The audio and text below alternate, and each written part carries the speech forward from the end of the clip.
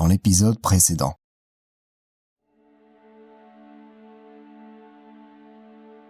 Échoués sur un bout de terre désert et inhospitalier, Pirate, Vinus et tout l'équipage font la connaissance de leur nouveau jeune membre, Foka. Ce soldat de la marine leur raconte comment il a lui aussi échoué sur l'île et comment il fut abandonné plusieurs semaines avant l'arrivée de nos héros par les marins qui avaient survécu avec lui au naufrage de leur navire. Parmi ces derniers, il y avait Pedro, l'ami dont Vinus est à la recherche. Pirate, en apprenant cela, confronte Vinus sur la véritable raison de leur présence sur le nouveau continent. Découvrant ainsi que les raisons pour lesquelles Vinus a lancé cette expédition sont en réalité plus ambiguës, des tensions apparaissent. Mais Vinus rassure le groupe. Il explique que les deux quêtes sont liées puisque Pedro était lui aussi à la recherche du trésor. Finalement, l'équipage trouve une coque avec laquelle ils rafistolent un navire grâce au mât de l'ancien. Ils remarquent alors que ce nouveau bateau est en réalité la clé qu'ils cherchaient puisqu'ils y découvrent un mécanisme qui leur indique, grâce au médaillon de la cave, leur nouvelle destination.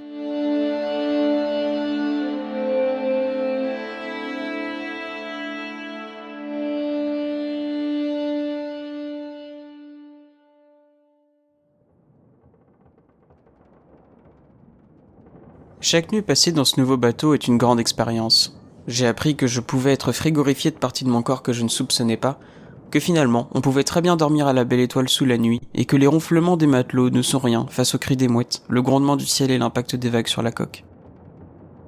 Vous me direz, je râle, mais tout compte fait, je ne pense pas trop mal m'en sortir. C'est vrai qu'au début on ne se posait pas trop la question, attisés que nous étions par la découverte de cette mystérieuse coque sur une île abandonnée. C'était presque un message de la mer qui nous demandait de remonter à cheval.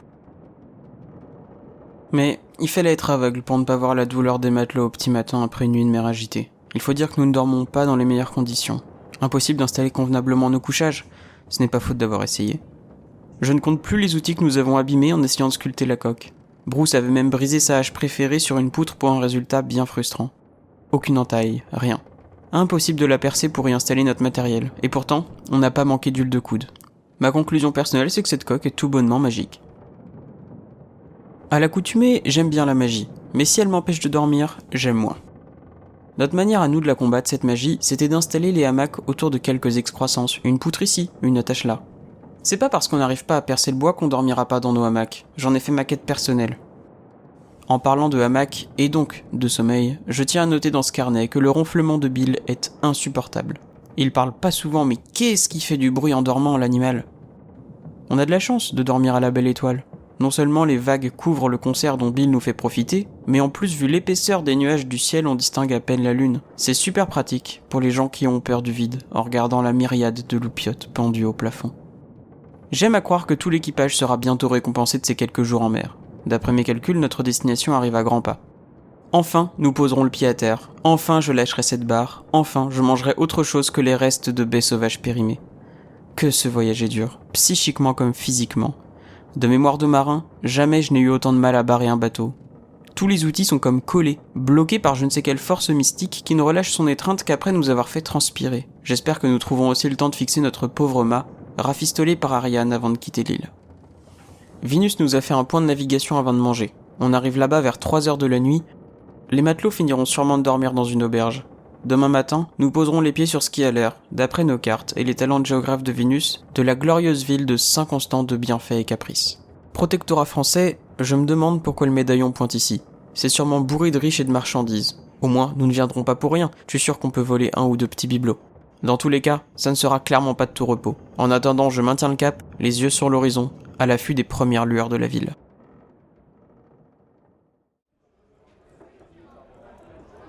Le soleil est haut dans le ciel quand Bruce descend de l'escalier. Nous avons trouvé refuge dans une taverne proche du centre, un établissement bien trop cher pour nos moyens, mais vu le pactole que semblait être cette ville, j'ai un peu insisté pour que Vénus sorte quelques pièces supplémentaires de sa besace.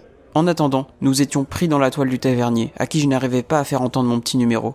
Hors de question d'éveiller les soupçons sur notre identité.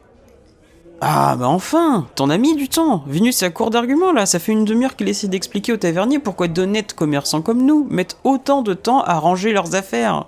Je négociais nos meilleurs articles avec une formidable cliente dans le couloir. Vous ne vous rendez pas compte de ce que je fais gagner au pays, moi, monsieur. Vous voyez, c'est ce que je vous disais, un honnête commerçant. Allez, il faut que j'aille m'entretenir avec le duc d'Aumale et on décolle. Quoi? Tu nous caches des trucs toi aussi? Je vais pisser. Il fait bon à Saint-Constant de Bienfait et Caprice, dis donc. La chaleur n'est pas écrasante pour un sou, l'air ne sent pas le fumet de pisse et de rats crevés qu'on lui connaît à Giramar. Mais il faut que je me dépêche de faire mon affaire. Les autres m'attendent et on doit encore comprendre pourquoi on est arrivé sur cet îlot de richesse, si ce n'est pour cet trésor. En repartant, j'entends au loin 2 personnes qui discutent. Une soldate qui s'adresse à ce que je catégorise comme un vieux riche de 50 ans. Mais monsieur, c'est déraisonnable d'exposer d'aussi beaux joyaux. Je ne vais pas disponibiliser toute mon escouade pendant 5 heures juste pour faire briller vos babioles au soleil. Oh, baissez d'un ton, et rappelez-vous qui vous paye. Vous feriez bien ça pour moi, qui suis si généreux à l'égard de vos gendarmes. Je m'évade par là où je suis venu et partage ce que je viens d'entendre au joyeux luron qui avait quitté le comptoir pour se loger au milieu de la rue. Une exposition? Si ces bibelots, comme tu le dis, sont de belles prises, il y aura sûrement du gratin. On pourra y interroger du monde et commencer notre enquête. Ouais, il y aura surtout beaucoup d'argent au même endroit. Faudrait être discret pour ne pas attirer l'attention, mais il y aura de quoi nous payer une 2e nuit à l'auberge. Bientôt 11h et nous nous dirigeons, un rhum en gorge, vers le fameux lieu d'exposition. Ariane avait trouvé un panneau en face de la taverne qui indiquait l'événement, sur une sorte de petite place pavée de ce que nous avions compris. Le panneau quant à lui était étrangement propre, bien agencé et coloré. Il suintait de la richesse des habitants de l'île, sûrement de riches pilleurs, bourgeois garnis de volupté, esclavagistes dégoulinant du sang sur leurs mains. Oh, pirate, redescends, on arrive! Ton petit numéro de note marchand tout à l'heure a intérêt de refonctionner. Un peu de concentration tout le monde. Nous nous rapiéçâmes. Une fois que nous fûmes tous prêtes et prêts, je franchissais le petit trottoir et tournais vers ma gauche pour entrer sur la place de l'exposition. Il y avait ici une foule de notables, tous plus riches les uns que les autres, répartis en petits agglomérats autour de piédestaux d'un marbre clair. Sur ces supports d'un bon mètre de haut, se trouvaient de petites cages dorées, assez finement maillées pour qu'on ne puisse y plonger la main et barrer la route des chalands trop entreprenants. Des gardes encerclaient la place. Ici, l'un mangeait un petit gâteau, là, 2 d'entre eux discutaient. Une sécurité toute relative maintenait la grappe de curieux présents ce midi. Vinus regardait la scène des étoiles dans les yeux. Son enquête allait enfin pouvoir commencer. Bruce le rejoint avec une fougue qu'on ne lui connaissait pas depuis le début de l'aventure. Je pense que c'est le détective en lui qui a pris les commandes. Ça a toujours été son truc. Sur le bateau, un jour, quelqu'un a volé la banane que j'avais prévue pour le dessert. Le soir même, Bruce était dans ma cabine, à m'expliquer devant un tableau de sa composition comment et pourquoi c'était la faute de Bill. J'en suis tombé de ma chaise. Ce jour-là, j'ai appris qu'en plus d'être muet, il était goulu, le saligo. Vinus et Bruce sont donc partis interroger des badauds. Ariane et Milo leur emboîtèrent le pas. Tiens, il est là, lui. Je pensais qu'il était resté à Pilmo. Il se cache entre les planches de la coque, c'est pas possible. À peine remis de ma surprise, je vois Bill s'attaquer au stand de sucrerie. Nous sommes tous répartis sur la place et je n'ai pas prévu de perdre mon temps non plus. Je propose à Foka de lui faire une petite démonstration de mes talents de voleur. Allégés de quelques pièces, tous ces gentilshommes ne feraient de mal à personne. Je me demande même si je leur rends pas service. Ce serait bête de rentrer chez soi et de s'effondrer de fatigue à force de transporter autant de sous. Vinus et Ariane viennent me voir un petit quart d'heure plus tard en pressant le pas. Je pense qu'on a trouvé pourquoi le médaillon nous a fait venir dans cette charmante bourgade.